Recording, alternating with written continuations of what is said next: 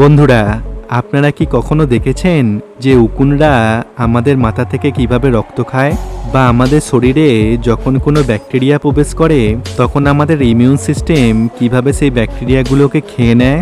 বা টিকটিকির পায়ে এমন কি থাকে যার সাহায্যে তারা দেওয়াল থেকে পড়ে যায় না? বা ইঞ্জেকশন দেবার পর সেই জায়গাটা দেখতে কেমন লাগে? তো এই সব কিছু মাইক্রোস্কোপের মাধ্যমে আপনাদের এই ভিডিওতে দেখাবো, এবং শেষে স্পার্ম জরায়ুতে প্রবেশ করার পর সেখান থেকে কিভাবে ধীরে ধীরে মানুষ বড় হয় সেটাও আপনি এই ভিডিওতে দেখতে পাবেন। তাই ভিডিওটি শেষ পর্যন্ত দেখার অনুরোধ রইল। তো চলুন এবার ভিডিওটি শুরু করা যাক। ছোটবেলা থেকে আজ পর্যন্ত আমাদের সবার মাথার চুলে একবার না একবার উকুন তো নিশ্চয়ই হয়েছে, কিন্তু আপনি যদি সেই উকুনগুলো মাইক্রোস্কোপের মাধ্যমে দেখেন তাহলে আপনি অবাক হয়ে যাবেন। দেখুন, উকুনগুলো মাইক্রোস্কোপের মাধ্যমে দেখলে এই রকম দেখতে লাগে, আর আপনি এখানে দেখতেই পাচ্ছেন যে উকুনটা কিভাবে রক্ত চুষে চুষে খাচ্ছে, এবং উকুনের পেটের মধ্যে রক্তটা স্পষ্ট বোঝা যাচ্ছে, এবং এরা আমাদের রক্ত খেয়ে আমাদের চুলের মধ্যেই ডিম পাড়ে। আর সেই ডিম থেকে কিভাবে উকুনের জন্ম হচ্ছে সেটাও আপনি এখানে দেখতে পাচ্ছেন। আমাদের শরীরে যখন বাইরে থেকে ব্যাকটেরিয়া প্রবেশ করে তখন আমাদের শরীরের ইমিউন সিস্টেম সেই সব ব্যাকটেরিয়াগুলোকে নষ্ট করে দেয়। তো চলুন সেই প্রসেসটা আমরা মাইক্রোস্কোপের মাধ্যমে দেখে নিই।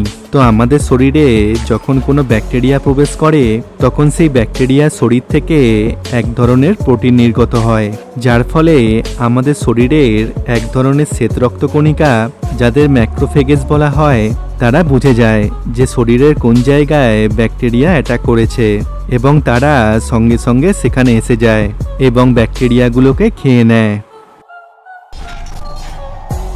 সব মানুষের আঙুলের ছাপ আলাদা আলাদা হয়ে থাকে, এমনকি যমজ বাচ্চাদেরও আঙুলের ছাপ আলাদা হয়। কিন্তু আপনি কি কখনো দেখেছেন যে সেই আঙুলের ছাপকে মাইক্রোস্কোপে নিচে রেখে দেখতে কেমন লাগে? তো দেখুন, যখন একটি আঙুলকে মাইক্রোস্কোপের নিচে দেওয়া হয় তখন সেটা দেখতে এই রকম লাগে। ইউ আকৃতির অনেকগুলো শেপ এইভাবে পরপর সুন্দরভাবে সাজানো থাকে, আর এই গর্তগুলো হলো সোয়েট গ্ল্যান্ড। আর আপনারা দেখতেই পাচ্ছেন মাত্র একটা ইউ আকৃতির শেপে কতগুলো সোয়েট গ্ল্যান্ড থাকে, সত্যি অসাধারণ। আমাদের সবার বাড়িতেই টিকটিকি আছে, আর এরা ঘরের দেওয়ালে এমনকি সিলিংয়েও অনায়াসেই ঘুরে বেড়ায়।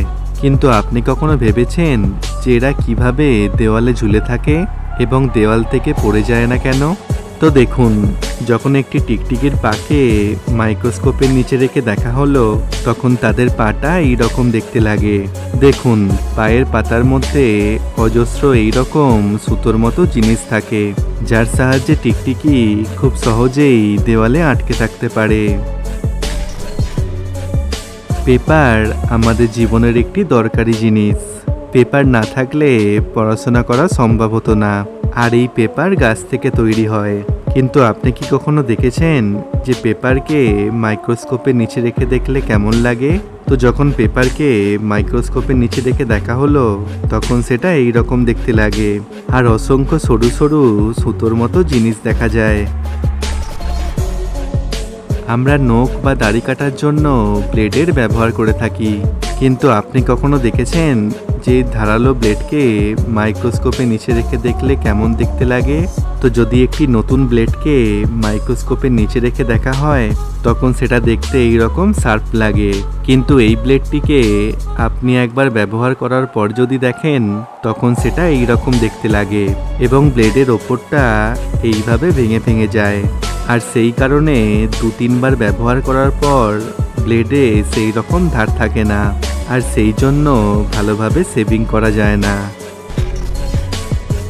বাড়ির বিড়াল বা কুকুরদের আমরা সবসময় জড়িয়ে ধরে তাদের আদর করি, কিন্তু এটা দেখার পর এবার হয়তো আপনিও একটু সাবধান হয়ে যাবেন, কারণ যখন একটি কুকুরের লোমকে মাইক্রোস্কোপের নিচে রেখে দেখা হলো তখন সেখানে এই রকম পোকা দেখা গেল, যেগুলো কুকুরের লোমের মধ্যেই বসবাস করে এবং এরা এতই ছোট হয় যে এদের খালি চোখে দেখা সম্ভব হয় না। আর এই কারণেই কুকুর বা বিড়ালদের গা সবসময় চুলকাতে থাকে, আর সেই জন্য এদের রেগুলার পরিষ্কার করা উচিত। আমাদের শরীরে 206টা হাড় থাকে, আর এবার যখন আমাদের শরীরের হাড়কে মাইক্রোস্কোপের নিচে দেওয়া হয় তখন সেটা দেখতে ঠিক এই রকম লাগে। হাড়ের মধ্যেই এই রকম ছোট ছোট ফুটো থাকে, সত্যি অসাধারণ। আর মাইক্রোস্কোপ না থাকলে এগুলো হয়তো সবার অজানাই থেকে যেত। ইঞ্জেকশনের সুচ যতই সরু হোক না কেন, সেটা লাগানোর সময় আমরা প্রচণ্ড ভয় পাই। কিন্তু আপনি কখনো ভেবেছেন যে কাউকে ইঞ্জেকশন দেবার পর সেই জায়গাটা দেখতে কেমন লাগে? তো ইঞ্জেকশন যেই জায়গায় দেয়া হয় সেই জায়গাটাকে খালি চোখে দেখলে আমরা কিছুই দেখতে পাই না, কিন্তু সেই জায়গাটাকে যদি মাইক্রোস্কোপের মাধ্যমে দেখা হয় তখন সেটা দেখতে ঠিক এই রকম লাগে, যেটা দেখতে আরো অনেক ভয়ঙ্কর মনে হয়, যেন মনে হচ্ছে একটা বিশাল গর্ত হয়ে গেছে। আর এবার দেখুন, যখন একটা স্পার্ম জরায়ুতে প্রবেশ করে তখন সেখানে ধীরে ধীরে কিভাবে মানুষের জন্ম হয়। তো স্পার্মটা ডিম্বাশয়ে প্রবেশ করা মাত্র ধীরে ধীরে তার আকারের পরিবর্তন হতে থাকে, আর প্রথম দিকে সেটা এইরকম দেখতে লাগে, তারপরে এইরকম গোল গোল আকার ধারণ করে এবং এইভাবে ধীরে ধীরে মানুষের আকার ধারণ করে। তো আশা করি ভিডিওটি আপনাদের খুব ভালো লেগেছে, আর যদি ভালো লাগে তাহলে অবশ্যই একটি লাইক করে দেবেন, আর এই চ্যানেলে নতুন এসে থাকলে চ্যানেলটিকে সাবস্ক্রাইব করে বেল নোটিফিকেশানটি অন করে নিন। তো দেখা হচ্ছে আবার পরের ভিডিওতে। Thanks for watching. Bye bye.